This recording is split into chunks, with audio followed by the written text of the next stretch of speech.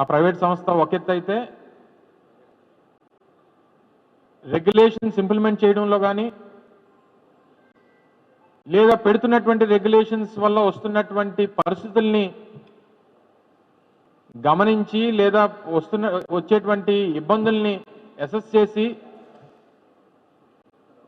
వచ్చేటువంటి ఇబ్బందులు ఈ రకంగా ఉంటాయి, దీన్ని ఈ రకంగా ఎదుర్కోవాలన్నటువంటి మంత్రిత్వ శాఖ వైఫల్యం అంతకంటే ఎక్కువగా కనబడతా ఉంది.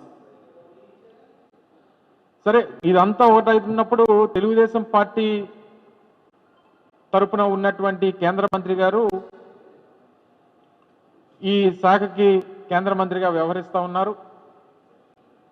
దీని గురించి గడిచినటువంటి 3 రోజులుగా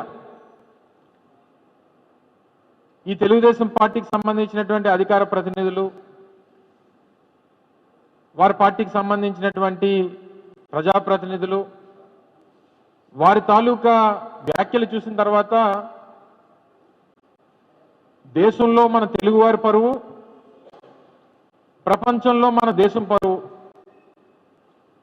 రెండు కూడా ఏ రకంగా మంట కలిసిపోయావు అనేటువంటిది మనం చూస్తూ ఉన్నాం. అంటే ఈ పరిస్థితుల్లో కేంద్ర మంత్రిగా ఉన్నటువంటి వ్యక్తి ఆ రోజు అసలు వాస్తవానికి ఆయన ఉత్తరాంధ్ర నుంచి కేంద్ర మంత్రిగా ఎంపిక కాబడినప్పుడు అందరం కూడా సంతోషించాం. దేశంలో ఒక ప్రముఖమైనటువంటి పాత్ర ఈ ప్రాంతానికి వచ్చింది, మన ప్రాంతానికి నుంచి ప్రాతినిధ్యం వహిస్తున్నటువంటి ఒక ప్రజాప్రతినిధికి అవకాశం వచ్చిందని చెప్పి అందరం కూడా ఈ ప్రాంతంలో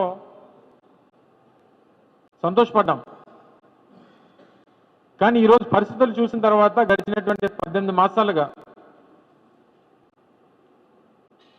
ఈ మధ్యకాలంలో దాదాపు ఒక దశాబ్దన్నర కాలంగా ఎప్పుడు చూడనటువంటి ఒక పెద్ద ఇన్సిడెంట్ మన జూన్ 12వ తారీఖున ఎయిర్ ఇండియా ఫ్లైట్ క్రాష్ చూసాం. దాదాపు 232 మంది ప్యాసింజర్స్ ఫ్లైట్ కూలిపోయినటువంటి ప్రాంతంలో చదువుతున్నటువంటి మెడికోస్ దాదాపు 30-35 మంది మెడికోస్. ఇది ఒక చాలా పెద్ద ప్రపంచ ఫ్లైట్ యాక్సిడెంట్స్లో ఇదో పెద్ద ఘటన. అప్పటికే పెద్ద ఎత్తున వారి మీద విమర్శలు వచ్చినాయి. అటువంటి ఓ పెద్ద దుర్ఘటన జరిగినప్పుడు అక్కడ కూడా వెళ్ళి రీల్స్ చేసుకున్నారు అనేటువంటి ఒక అపవాదు మన మీద వచ్చింది. దేశవ్యాప్తంగా మన మంత్రి గారిని అనేక జాతీయ మీడియా ఛానల్స్ కానీ అనేక మంది ప్రముఖులు కానీ విమర్శించినటువంటి పరిస్థితులు కూడా చూసాం. తీరా నిన్నటి గడిచినటువంటి 4 రోజులుగా అసలు జాతీయ మీడియా ఛానల్స్ వారు మాట్లాడుతున్నటువంటి తీరు చూసిన తర్వాత అసలు ఆ పొజిషన్లో ఉన్నటువంటి వారు ఎవరన్నా సరే దేశ ప్రజలకి, ముఖ్యంగా ఈ విమానయాన దాంట్లో ఇబ్బందులు పడుతున్నటువంటి ప్రజలకి క్షమాపణ చెప్పాల్సినటువంటి బాధ్యత ఆ మంత్రిత్వ శాఖని ప్రాతినిధ్యం వహిస్తున్నటువంటి మంత్రి గారి మీద ఉంది.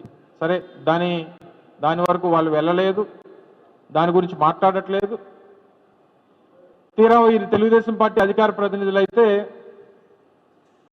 దీని మొత్తం వ్యవహారాన్ని మా లోకేష్ గారి దగ్గరుండి పర్యవేక్షిస్తున్నారని చెప్పి జాతీయ మీడియాలో వారు మాట్లాడతారు.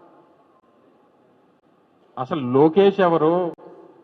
లోకేష్కి ఆ మంత్రిత్వ శాఖకి సంబంధం ఏంటి? దేశంలో ఉన్నటువంటి రాష్ట్రాల్లో ఒక రాష్ట్రంలో సంబంధించి ఒక శాఖకి మంత్రి ఆయన. దాదాపు 29 రాష్ట్రాల్లో ఒక రాష్ట్రంలో ఉన్నటువంటి వివిధ డిపార్ట్మెంట్స్లో ఒక డిపార్ట్మెంట్కి ఆయన మంత్రి. ఆయన దేశంలో ఉన్నటువంటి ఈ department of civil aviation, ministry of civil aviation ఏదైతే ఉందో దీన్ని దగ్గరుండి మానిటర్ చేస్తున్నారని చెప్పి తెలుగుదేశం పార్టీ ప్రతినిధులు జాతీయ స్థాయిలో మీడియా చర్చల్లో పాల్గొని చెప్తా ఉన్నారు. అంటే కొంచెం కూడా సిగ్గనిపించలేదా మీకు మాట్లాడడానికి? దేశంలో దాదాపు వివిధ ఎయిర్పోర్ట్స్లో గడిచినటువంటి 3-4 రోజులుగా దాదాపు 6-7 లక్షల మంది ప్రయాణికులు ఇబ్బందులు పడతా ఉన్నారు. వారి గమ్యస్థానాలకు చేరుకోవడానికి అనేక రకాలైనటువంటి ఇబ్బందులు పడతా ఉన్నారు. కొన్ని వీడియోస్ చూస్తే తండ్రిని కోల్పోయినటువంటి బిడ్డ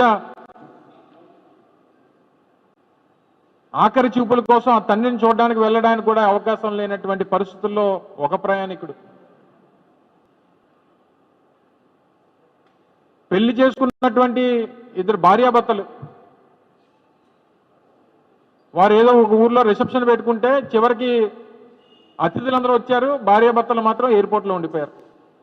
ఆ రిసెప్షన్లో పాల్గొనాల్సినటువంటి వారు ఆ ఇద్దరు భార్యాభర్తలను ఆశీర్వదించడానికి వచ్చినటువంటి ఆ గెస్టులందరూ కూడా, అతిథులందరూ వచ్చారు. ఆ భార్యాభర్తలేమో వీడియో కాల్ పెట్టుకొని జూమ్ కాల్లోనేమో వారి రిసెప్షన్ చేసుకున్నారు. ఉద్యోగ అవకాశాల కోసం, ఇంటర్వ్యూల కోసం వెళ్ళడానికి వెళ్ళినటువంటి వారు వివిధ ఎయిర్పోర్ట్లో స్టాండర్డ్ అయిపోయి ఉన్నటువంటి పరిస్థితులు ఉన్నారు.